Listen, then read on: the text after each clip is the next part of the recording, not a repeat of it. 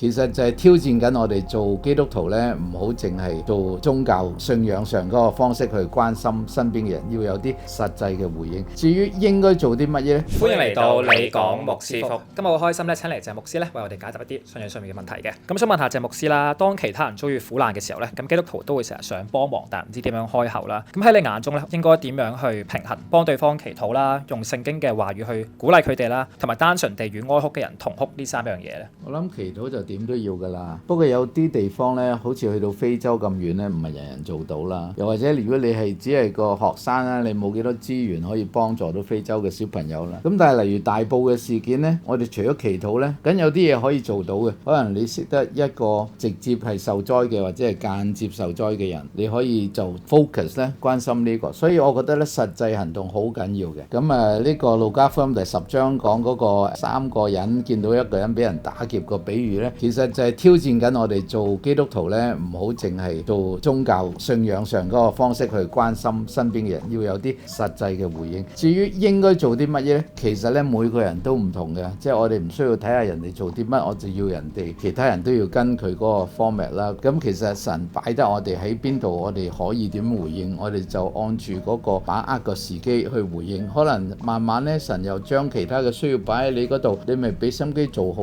嗰啲嘢咯。而有啲人會長期留守喺嗰個社區啊，幫多啲啊，甚至好多年咁樣去服務，幫佢哋恢復。咁神俾人有唔同嘅嗰個嘅責任啦，所以我諗就唔需要搞到好複雜嘅，最緊要呢就係呢做到幾多做幾多啦。今日咧多謝鄭牧師嘅解答，我哋下集見。